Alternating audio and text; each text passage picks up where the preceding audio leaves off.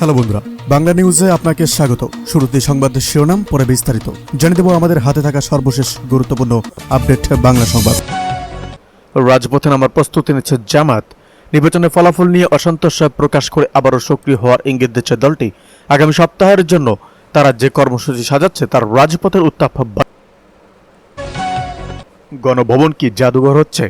সাবেক প্রধানমন্ত্রী সরকারি বাসভবন গণভবনকে স্মৃতি জাদুঘরে রূপান্তরের চূড়ান্ত খসড়া আজ মন্ত্রিসভায় উঠেছে। সেখানে সাধারণ মানুষের প্রবেশের অনুমতি নিয়ে কি সিদ্ধান্ত হলো?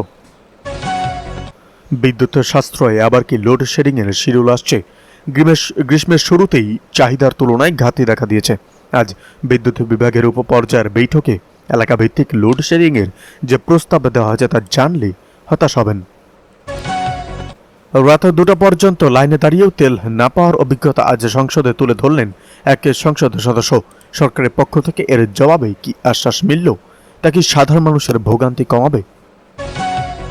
সরকারি হাসপাতাল ডাক্তারদের কর্মস্থলে উপস্থিতি নিয়ে নতুন অ্যাপ। রোগীদের ভোগান্তি কমাতে ডাক্তারদের ডিজিটাল হাজিরা নিশ্চিত করতে আজ নতুন অ্যাপের উদ্বোধন হয়েছে। তবে এটি কি ফাঁকি দেওয়া বন্ধ হতে পারবে? পশ্চিমবাংলার নির্বাচনের পরই বাংলাদেশিদের জন্য ভারতীয় ভিসা পুরোপুরি স্বাভাবিক হওয়ার জোরালো ইঙ্গিত পাওয়া গেছে।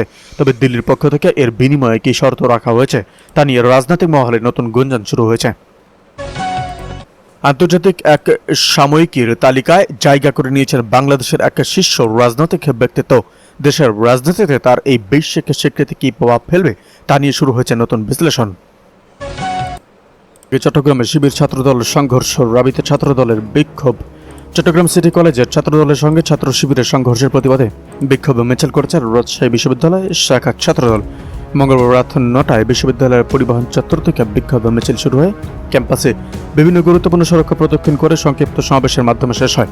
এই সময় ছাত্রদল নেতা কর্মীদেরকে লড়াই বলে বাঁচতে চাই জামাত শিবির, যেখানে লড়াই হবে সেখানে জামাত শিবির রাজাকার, এই মুহূর্তে ক্যাম্পাস ছাড়, শিবিরের সন্ত্রাস রুখে দাও, জিআর সৈনিক এক হও, লড়াই কর সহ বিভিন্ন স্লোগান দিতে দেখা যায়। বিক্ষোভ পরবর্তী সমাবেশে শাখা ছাত্রদলের সাধারণ সম্পাদক সরদার জারুল হকের সঞ্চালনায় সাংগঠনিক সম্পাদক মাহমুদুল মিঠু বলেন, 2024 সালে 5ই আগস্ট ফ্যাসিবাদ বিরোধী আন্দোলনে যে গণজোয়ার সৃষ্টি হয়েছিল তা হলফ করে বলতে পারি বাংলাদেশে আর কখনো ফ্যাসিবাদ ফিরে আসবে না। 90-এর গণঅভ্যুত্থানে প্রমাণ হয়েছিল স্বৈরাচার কোনো সরকার এখনো টিকতে পারেনি। আমাদের বড়ই ভুল হয়ে গেছে। 71-এর যুদ্ধে অপরাধীদের বিচার করা হয়েছিল কিন্তু ক্ষমা দেওয়া হয়েছিল। তাদের পেটুয়া ছাত্র সংগঠন শিবিরকে ক্যাম্পাস থেকে বিতাড়িত করা হবে। তিনি আর বলেন, জামাত শিবির কখনো 71 নিয়ে কথা বলতে পারবে না। আজকে যদি ঢাকা বিশ্ববিদ্যালয়ের সাম্য হত্যার বিচার হতো তাহলে জামাত শিবির কখনোই রক্ষাকাটার রাজনীতি পুনরাবৃত্তি করতে পারত না। রাবির এই মাটি থেকে তাদেরকে অনতিবিলম্বে উচ্ছেদ করা হবে। আপনারা যদি ধর্ম প্রচার করতে চান তাহলে কেন্দ্রীয় মসজিদ রয়েছে, আপনারা ক্লাসরুমে ধর্ম প্রচার করবেন না, ফেসবুকে ধর্মের।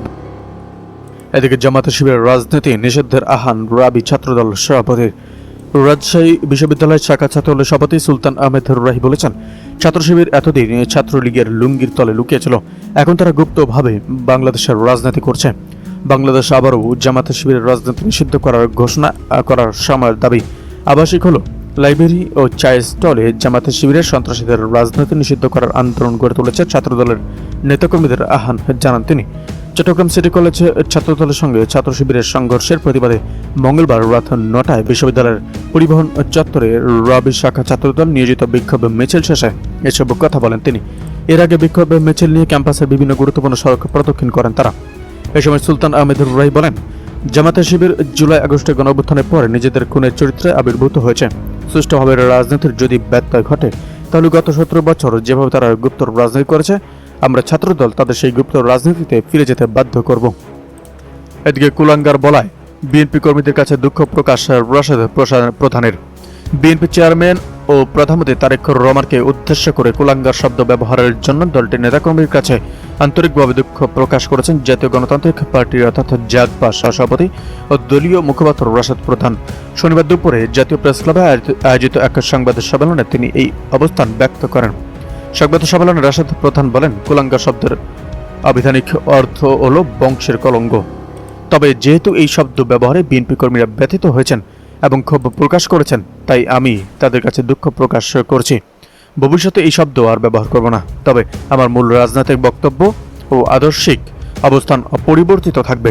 জাগপা সভাপতি দাবি করেন, বিএনপির অনেক কর্মী হয়তো শব্দটির গুরু অর্থ উপলব্ধি করতে পারেননি বলেই এত উত্তেজনা সৃষ্টি হয়েছে। এদিকে শিবিরকে প্রতিটি ক্যাম্পাসে হাজারবার গুপ্ত বলার ঘোষণা ছাত্রদল সম্পাদকের। চট্টগ্রাম সরকারি সিটি কলেজে দেওয়াল লিখনের ঘটনাকে কেন্দ্র করে ছাত্রদল নেতাকর্মীদের ওপর হামলার প্রতিবাদে উত্তাল হয়ে উঠেছে ঢাকা বিশ্ববিদ্যালয় ক্যাম্পাস।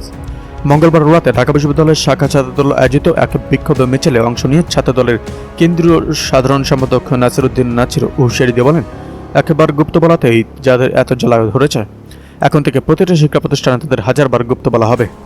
তিনি সাফ জানিয়ে দেন, সন্ত্রাসের রাজনীতির বিরুদ্ধে ছাত্রদল চূড়ান্ত প্রতিরোধ গড়ে তুলবে। মঙ্গলবার রাত 10:20 বিশ্ববিদ্যালয়ের ছাত্র শিক্ষক কেন্দ্র থেকে এই বিক্ষোভ মিছিল শুরু হয়।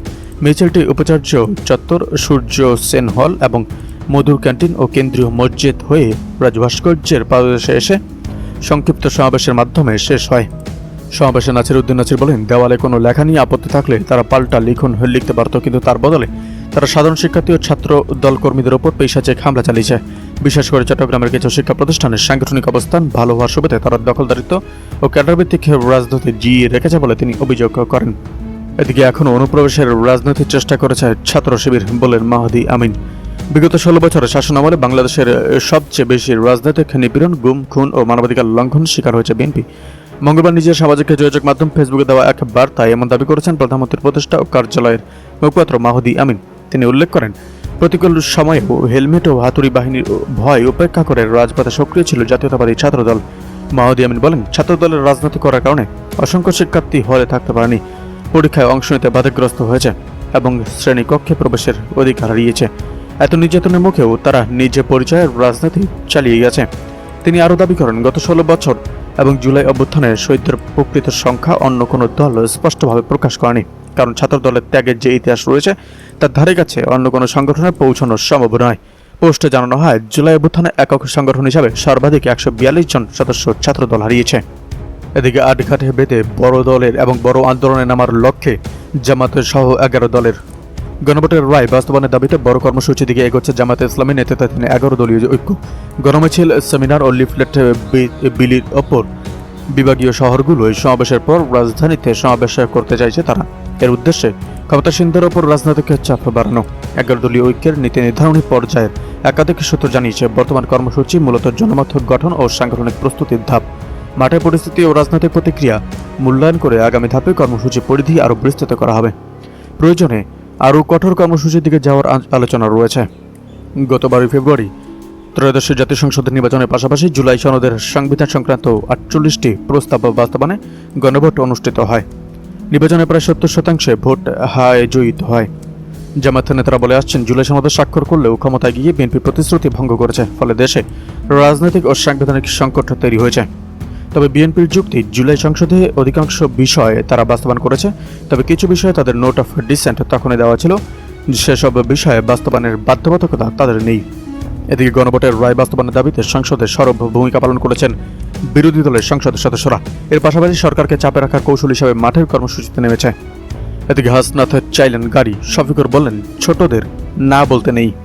সংসদের সদস্যদের জন্য গাড়ি ব্যবস্থা করার অনুরোধ জানিয়েছেন জাতীয় নাগরিক পার্টি অর্থাৎ এনসিপির সংসদের সদস্য হাসনাত আব্দুল্লাহ। জবাবে স্বরাষ্ট্রমন্ত্রী সালাউদ্দিন আহমেদ এ বিষয়ে প্রধানমন্ত্রীর অনুসরণ স্মরণ করিয়ে দেন যে সংসদ সদস্যরা শুল্কমুক্ত গাড়ি নেবেন না। তখন বিরোধী দলীয় নেতা ও জামায়াতে ইসলামীর আমির শফিকুর রহমান বলেন, ছোটদের না বলতে হয় না। আজ মঙ্গলবার জাতীয়